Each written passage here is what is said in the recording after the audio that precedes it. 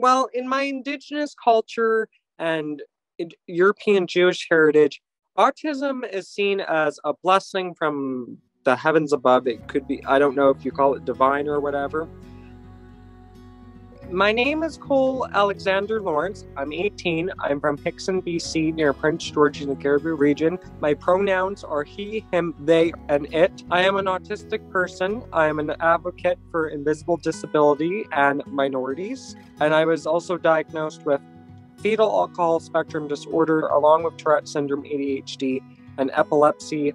And I identify as a mixed race person who's Afro-Indigenous with Romani and European Jewish and Pakistani.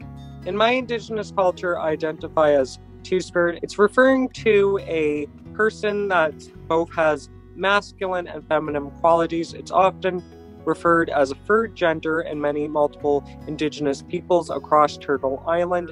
Me being colored and disabled, I have my unique discrimination and oppression. Because when you're colored and disabled, you're going to have racial stereotypes and disability stereotypes inflicted on you. In the medical field, if you're like transgender, colored, or a woman or a feminine person or LGBTQ, you don't tend to get the proper help at first. They tend to think of the stereotypes, to think of a diagnosis like you're just anxious than that, when it's not a proper diagnosis. I went to doctors and they said, okay, are you sure it isn't anxiety? Are you sure it's not paranoia? Over in my life, I have been called the R word.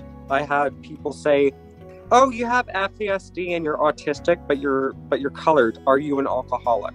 Because of the stereotype that people of color, including Indigenous people, being alcoholics and drunks, like that stereotype. And when someone has FASD or autism, people tend to think that, oh, you got it caused by alcohol. Well, FASD, yes, it's caused when a mother's drinking while pregnant, but autism is neurological. It isn't caused by alcohol or drugs. It's just people's stereotypes.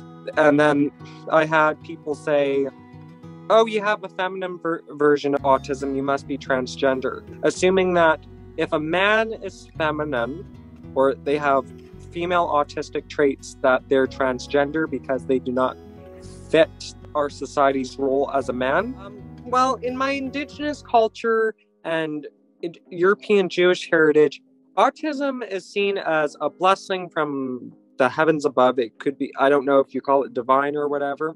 Even a learning disability, because they didn't have reading, they didn't have writing, they didn't even have an alphabet. Because many people I met that have a learning disability, some see it as a disability, some see it as a differences. So they would probably use the differences and find it another point of view. They would see that, okay, the autistic person has a special interest. Let's help them develop their special interest to help the community, or use their knowledge and using their way of thinking to help the community. So I've been told I'm very compassionate, kind, truthful, but very blunt and intellectual. With my work as advocating for invisible disabilities and ethnic minorities, I think that's where my interest comes into play, because I try to educate myself and I use the information because it wasn't available to me as a kid. When I was younger, and even to my adult life, I haven't really heard any Black, Indigenous, Asian, or other people of color. I have not seen them, women, or transgender. I want to help people. I can lend an ear and listen to people and try to educate, like the newer generation, even the older generation.